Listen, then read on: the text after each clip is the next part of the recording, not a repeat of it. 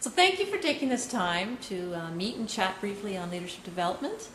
And we're really excited to hear more about sort of what you see potentially in the future for Indonesia, but also in terms of what you've seen here in Canada. You've been visiting churches, and just as people you've met along the way and observing sort of, if you could share kind of some of the links, you know, what are you seeing generally in Canada that connects with Indonesia in terms of church ministry?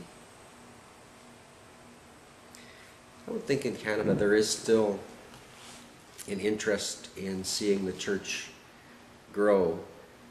Generally speaking, a lot of the churches I think we would be visiting are struggling, and but people are very encouraged to hear of stories of church growth over in Indonesia, and I think most people here would love to see their churches grow.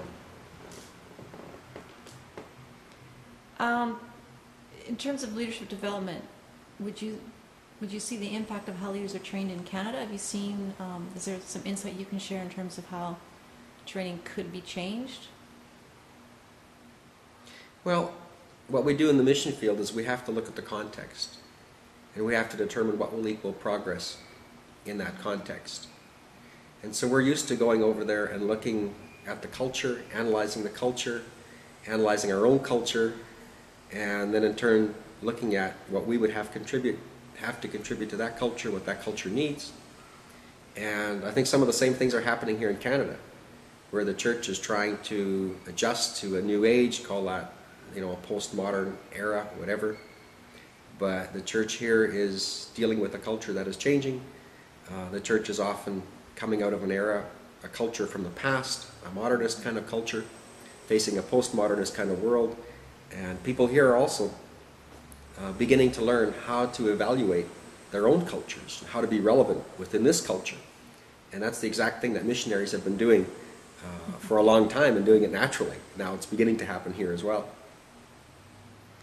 So within the past 10 years, what are some of the things you're seeing that remain constant in terms of developing a quality leader? Well, our seminary has been very active since 1982. And since 1982, we have graduated 590 students. And so every year we continue to graduate, about 50 students. And there have been times when we didn't exactly know where the students would come from, because that has changed. Say 5 years ago, a lot of our students were coming from the West Kalimantan area. But after the relief and development efforts on Nias, 2 years ago we had 24 students that were just from the island of Nias. And so the students have, where they come from has changed, but the actual number of students has remained fairly constant, even through different struggles and changes. And I think what's good is that there are students from different areas in Indonesia, because it helps them, I think, begin to realize that not just because you're Indonesian doesn't mean that you think the same way, that you have the same cultural norms, that you eat the same foods. And they've had to learn to cooperate together and learn to live together. And that's a good start, especially if they're going to be becoming pastors or national leaders in an area other than the area that they've grown up in. So what do you think makes a good leader then? What are some of the characteristics? Some of the things that revolve around leadership is a leader born, is a leader made. You know, natural qualities that you look for, are there things that you can train a person to do?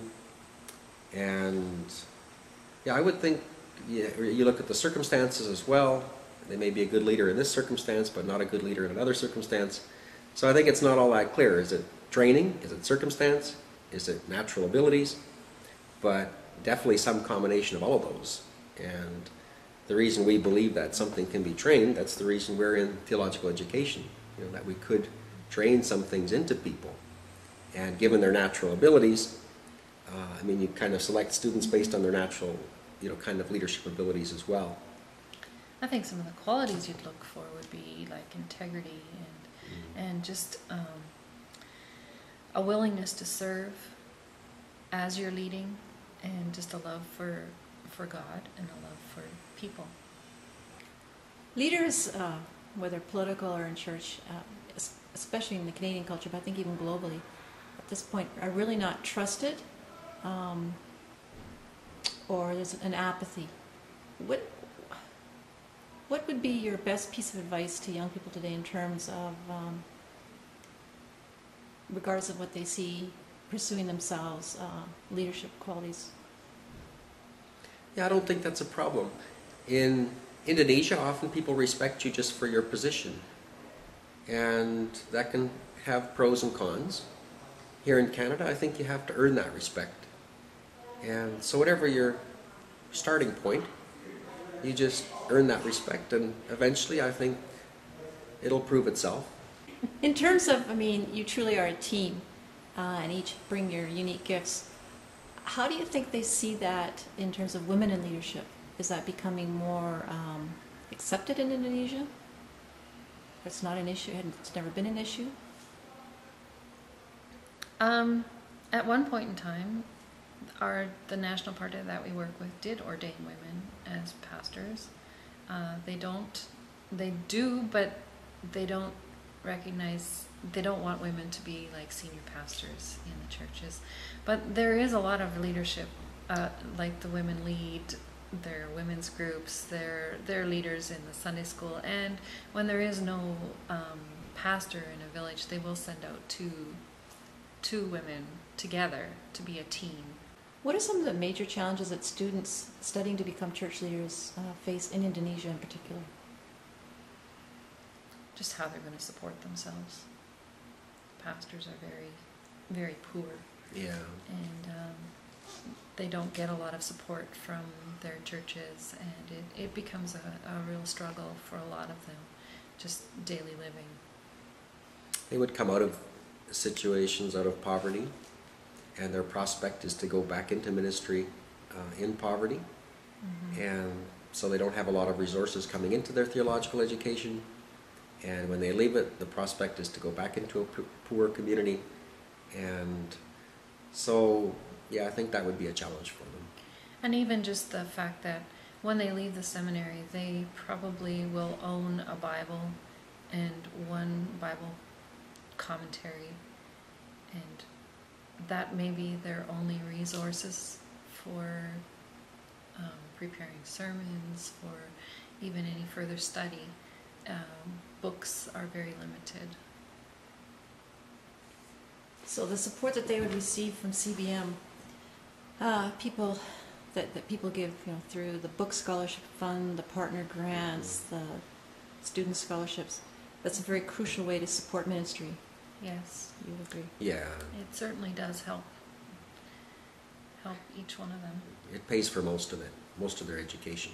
It would be about $7 a course that they have to pay for themselves. So if they're taking 8 courses, that's like $50, $60 a semester. But yeah, even that is a burden for them. And yet on our end, it's one of the most difficult things to try and raise money for. Like it's harder for people to see the impact of leadership development and well-trained leaders. Can you comment on that? Well, I think it's the same as being a pastor here in Canada. People say, well, what do you do? Well, you build into people's lives, and you can be there at crucial times, and you're building something that's not visible into a person's life that then has impact for the rest of their lives. Just before coming back to Canada, I took part in they called it a missions conference, but they gathered about 200 Indonesian leaders together from across the country. And when I looked at all these different leaders who were there, as one of the speakers at this group, I could see that probably a third of them were former students of mine. So I had the privilege of building into the lives of probably a third of the leaders that are serving in all of the different provinces in Indonesia.